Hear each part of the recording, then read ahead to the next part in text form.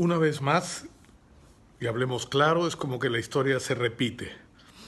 Una niña de solo 11 años de edad es secuestrada, violada y asesinada por un desquiciado, que luego además quema su cuerpo para tratar de desaparecer las huellas de su crimen.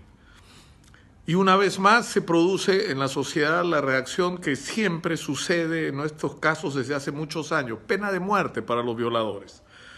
Y los primeros en decirlo son los políticos, que lo increíble es que ellos tienen el poder suficiente en las manos para establecer la pena de muerte si quisieran. Porque esto tiene que ir al Congreso, tiene que votarse en 2 legislaturas, tiene que tener una votación calificada y luego hay que ir a la Corte Interamericana de Derechos Humanos, procedimiento que demorará probablemente 1 año. Pero no lo hacen. Hasta la siguiente historia en que nuevamente se vuelve a reproducir la discusión, pero yo me pregunto si sinceramente la pena de muerte para los violadores de menores de edad va a resolver el problema. Probablemente si se sometiera a una votación popular en este momento tendría mayoría, pero eso no va a evitar que la sociedad peruana siga produciendo violadores, porque somos una sociedad que produce monstruos como el de Guairona, que además no solamente son capaces de violar, sino que son violadores sistemáticos que hasta ahora habían pasado impunes. Y este tipo de casos se repiten y se repiten y se repiten. Y esto tiene que ver con algo mucho más profundo sobre lo que nos cuesta hablar, que es que no somos una sociedad sexualmente sana. Nuestras parejas, los adultos, no hablan de sexo entre ellos. No hemos educado a nuestras generaciones en que el sexo es una actividad sana, que no es pecaminosa, que es algo que supone el disfrute de una pareja mutuamente consentida, sin imposición para ninguno de los dos y sin violencia. Que la sexualidad debe ser y los actos sexuales deben realizarse entre personas emocionalmente maduras para esto.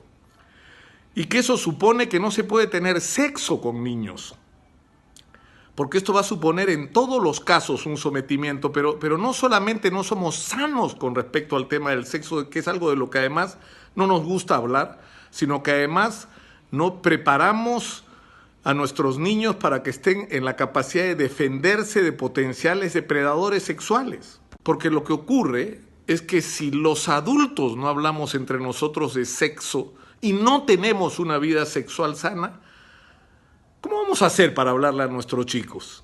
¿Cómo vamos a hacer para educarlos y prepararlos para saber que hay partes de su cuerpo que son solo suyas y que nadie puede violarlas y que nadie puede pasar ciertos límites? Y eso supone, o debería suponer, una madurez de los adultos con respecto a los temas del sexo para preparar a nuestros chicos. El problema es muchísimo más complejo. Y estos violadores son finalmente enfermos que, insisto, nuestra sociedad ha producido y que no hemos sido capaces de detectarlos en el momento en que todavía no han hecho daño, porque dan señales desde chicos de hacia dónde van o de lo que potencialmente podrían hacer.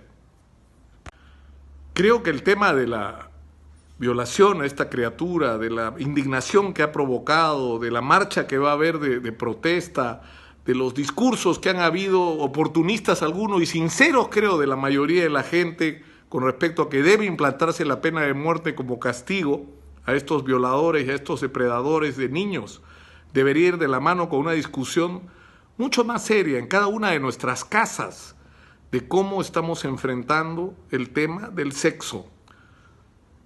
Deberíamos estar hablando entre las parejas de adultos sobre el sexo y deberíamos estar transmitiéndole a nuestros chicos una visión sana, sin prejuicios, respetuosa, digna de lo que es la vida sexual. Yo creo que ese es el reto que tenemos enfrente. La pena de muerte no nos va a resolver ese problema.